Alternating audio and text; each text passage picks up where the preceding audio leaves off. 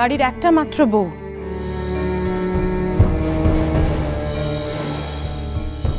অপমানে অসম্মানে ঘরের মধ্যে মুখ গুজে পড়ে রয়েছে, কান্নাকাটি করছে আর বারবার বলছে এই বাড়ি ছেড়ে বাপের বাড়ি চলে যাবে।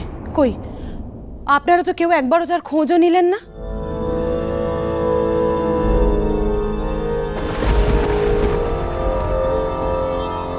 তার হঠাৎ এমন সব কথাবার্তা বলার কারণ? ওদি আমরা তো কিচ্ছুটি বলিনি। তুই তো গিয়েছিলি মেজো, আমরা গেলে কি অন্যরকম কথা বলতো?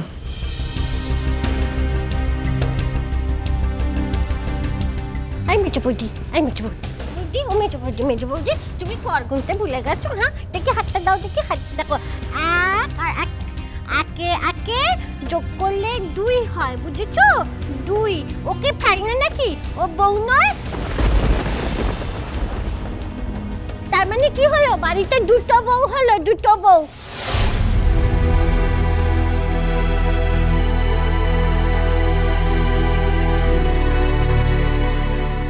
বাড়ি, তুমি এখন একটু চুপ করো, আমি একটা জরুরি কথা বলছি। চুপ। দিদি ভাই, ভূমি ওর ঘর থেকে নিচে আসছে না বলে আমি উপরে গিয়েছিলাম ওকে ডাকতে, আর গিয়েই তো এসব কাণ্ডগুলো বুঝতে পারলাম।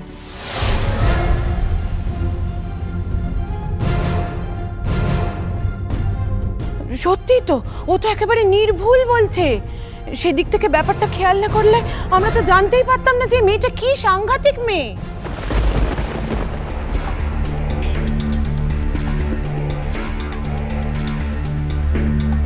কি বলেছে মেম সাহেব?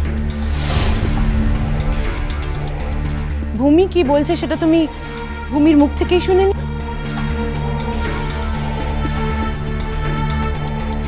এই বাড়ির লোকজন তো সব একেবারে অন্ধ হয়ে গেছে না? ভূমি, ও ভূমি, নিচে এসো।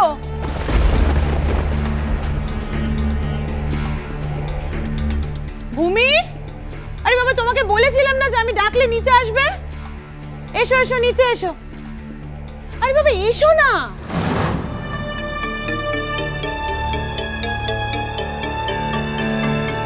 বলি ঘরের মধ্যে বসে থাকলে কান্নাকাটি করলে চলে যাব বললেই কি সব সমস্যার সমাধান হয়ে যাবে?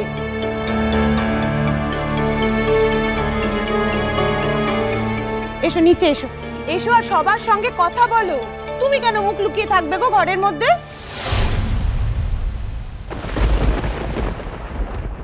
যে অপকর্ম করেছে সে বুক ফুলিয়ে ঘরের মধ্যে ঘুরে বেড়াবে, আর তুমি ঘরের মধ্যে মুখ লুকিয়ে কাঁদবে। এসো নিচে এসো, এসো এসো এসো এসো।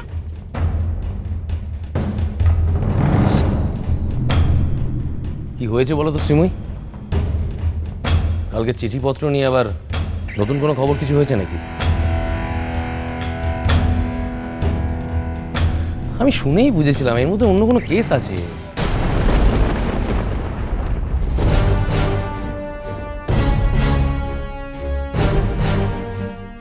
এসো এসো, আমি বলছি এসো, কথা বলো, তুমি এসো, সব বলো।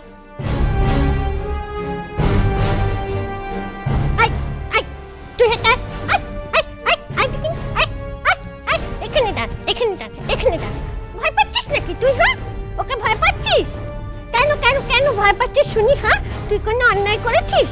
তুই তো কোনো অন্যায় করিসনি। অন্যায় করেছিস ঢিঙ্গি অবতার। নিজের মুখ পুড়িয়েছে না, এখন দেখবি কত কিছু বানিয়ে বানিয়ে তোর নামে বলবে। মুখ পুড়ি কোথাকার।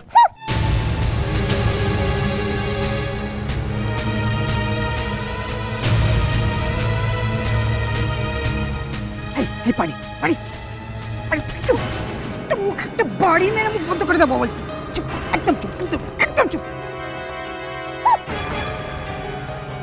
ভূমি এসো তো, তোমার যা বলার তুমি বাবাকে বলো। এসো বলো বলো। ও যা হবার হয়েছে মেজো বৌমা, আমরা তো আর অনেক কথা তুলিনি। থাকবে কেন দাদু ভাই? আমাকে বরং তোমরা বাপের বাড়ি পাঠিয়ে দাও। এই মিথ্যে অপবাদ মাথায় নিয়ে আমি কিছুতেই বাড়িতে আর থাকতে পারবো না।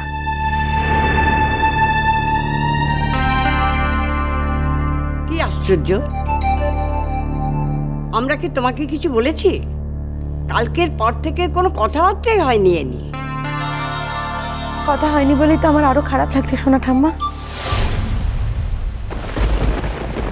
তোমরা সবাই তো মনে মনে ভাবছো যে ও কাজ আমি করেছি, যেহেতু চিঠিটা আমার ঘর থেকে পাওয়া গেছে। কিন্তু আমি কি ছুঁয়ে বললে তোমরা বিশ্বাস করবে বলো তো যে ও কাজ আমি করিনি?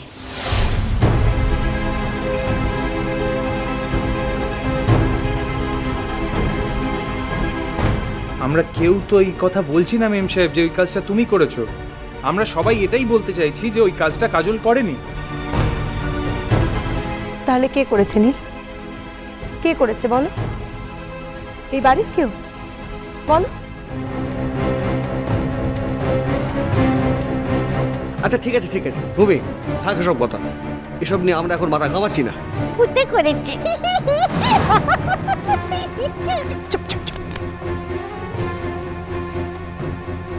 দাদু ভাই, আমি নিজে অন্তত জানতে চাই এ কাজ কে করেছে।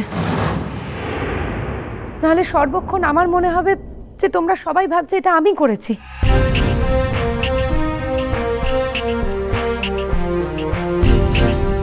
আর কাল যে পরিস্থিতিতে চিঠিটা পাওয়া গেছে তাতে তোমাদের এটা মনে হওয়াই স্বাভাবিক।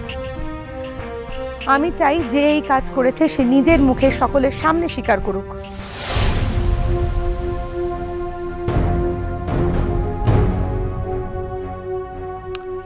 ওকে মেম সাহেব, তাই যদি হয়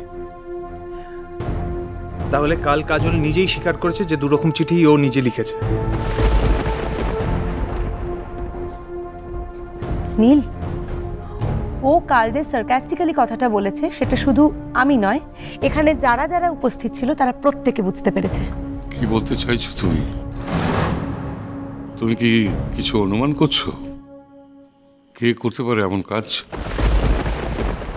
দাদু ভাই, আমি যদি মুখে বলি আমার মুখের কথায় তোমরা বিশ্বাস নাও করতে পারো, কিন্তু তোমরা যদি নিজেরা একটু বুদ্ধি খাটাতে তাহলে তোমরা নিজেরাই বুঝতে পারতে।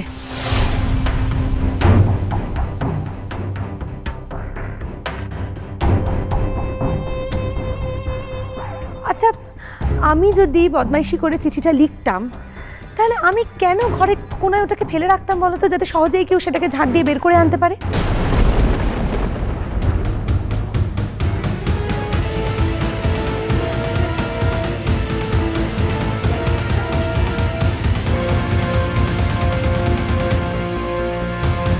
আমি যদি বদমাইশি করে চিঠিটা লিখতাম তাহলে আমি কেন ঘরের কোনায় ওটাকে ফেলে রাখতাম বলো তো, যাতে সহজেই কেউ সেটাকে ঝাড় দিয়ে বের করে আনতে পারে?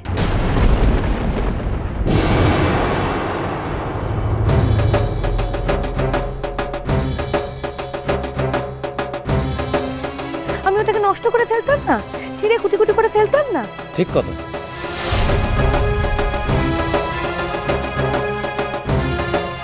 দাদু ভাই, প্রমাণ কি কেউ রেখে দেয়?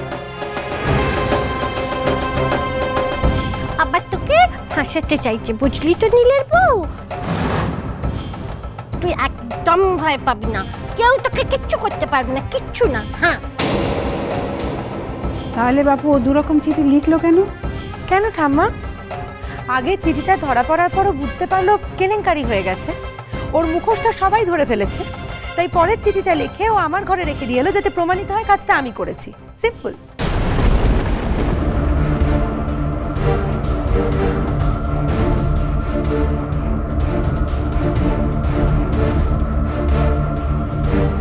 এটা যদি হয়ে থাকে তাহলে তো ভয়ঙ্কর ব্যাপার। দাদু ভাই, এখনো তোমরা বলবে না যে এই কাজটা ও করেছে? এত বড় একটা অন্যায় করে ও বুক ফুলিয়ে এ বাড়িতে ঘুরে বেড়াবে, আর আমি চোরের মতো ঘরের কোণে মুখ লুকিয়ে বসে থাকবো? সন্দেহ বাজে জন্মপথ